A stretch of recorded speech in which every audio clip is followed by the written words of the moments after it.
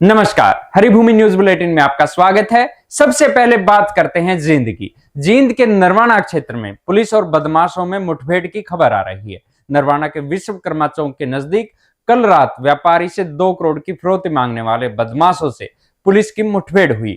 बदमाश कार में सवार होकर आए थे। बताया जाता है कि बदमाशों ने 10 लाख रुपए की फिरौती लेने के लिए व्यापारी को गोहाना से नरवाना बुलाया था। इस बात की भनक लगते ही पुलिस वहां पहुंच गई। बदमाशों ने पुलिस को देखते ही फायरिंग की तो पुलिस ने भी जवाबी कार्रवाई करते हुए गोलियां चलाई जो बदमाशों की कार को लगी। इस दौरान बदमाशों ने पुलिस की गाड़ी को टक्कर भी मारी जिससे पुलिस की गाड़ी क्षतिग्रस्त हो गई है। इसके बाद बदमाश कार छोड़कर बिजली निगम के कार्यालय के पास जंगल की तरफ भाग गए। पुलिस ने कार को कब्जे में लेकर तलाशी ली। इसमें से एक तलवार और 2 देसी पिस्तौल और 2 मोबाइल भी बरामद हुए।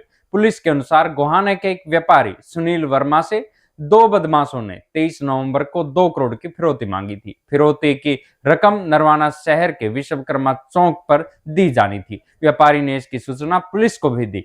इसके बाद व्यापारी फिरौती देने के लिए 10 लाख रुपए लेकर आया था, लेकिन पुलिस ने बदमाशों की योजना विफल कर दी। पुलिस बदमाशों की तलाश कर रही है। अब बात करते हैं पूर्व मुख्यमंत्री भूपेंद्र सिंह हुड्डा की।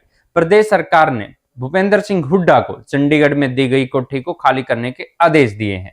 सरकार से मिले नोटिस के अनुसार भूपेंद्र सिंह हुड्डा से कहा गया है कि उन्हें कोठी नंबर 70 खाली करनी पड़ेगी। इस नोटिस के बाद भूपेंद्र सिंह हुड्डा ने सरकार से कोठी खाली करने के लिए 15 दिन का समय मांगा है। हरियाणा में कांग्रेस नेता प्रतिपक्ष को लेकर पहले ही घमासान मचा हुआ है। अब सरकारी कोठी खाली होने के आदेश ने भूपेंद्र सिंह हुड्डा की मुश्किलें बढ़ा दी है। आपको बता दें कि कांग्रेस ने अभी तक नेता प्रतिपक्ष का चुनाव नहीं हुआ है। विधानसभा का सत्र भी बिना नेता प्रतिपक्ष के बीत चुका है। कांग्रेस की तरफ से पहले दलील दी गई थी कि कांग्रेस हाईकमान महाराष्ट्र चुनाव में व्यस्त है, इसलिए हरियाणा में नेता प्रतिपक्ष के चुनाव में देरी हो रही है। अब महाराष्ट्र का चुनाव बीत चुका है, लेकिन इसके बावजूद कांग्रेस हाईकमान कोई भी फैसला नहीं कर पा रहा है। इस देरी की वजह से चंडीगढ़ में कोठी को लेकर भूपेंद्र सिंह हुड्डा का दावा कमजोर पड़ गया है।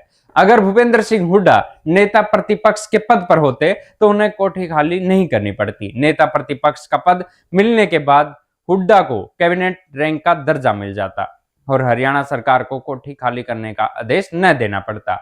2019 में भूपेंद्र सिंह हुड्डा नेता प्रतिपक्ष थे। उस दौरान उन्हें चंडीगढ़ के सेक्टर 7 में 70 नंबर कोठी अलॉट की गई थी। 5 सालों तक इस कोठी में कांग्रेस का कब्जा था। भूपेंद्र सिंह हुड्डा के कोठी खाली करने के बाद नए नेता प्रतिपक्ष को नया आवास दिया जाएगा। अगली खबर किसानों से जुड़ी हुई है। किसानों ने एक बार फिर से सरकार के खिलाफ मोर्चा खोल दिया है। अपनी मांगों को लेकर किसान दिल्ली कूच करेंगे।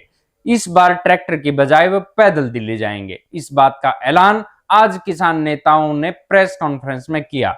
किसान नेताओं ने सरकार पर गंभीर आरोप लगाए और कहा 6 दिसंबर को किसान संगठनों द्वारा दिल्ली जाने की पूरी तैयारी कर ली गई है। आपको बता दें, किसान नेता भूख हड़ताल पर बैठे हुए हैं। इससे पहले किसानों और सरकार की वार्ता विफल हो गई थी। अब किसान शंभू बॉर्डर से दिल्ली तक पैदल मार्च करेंगे।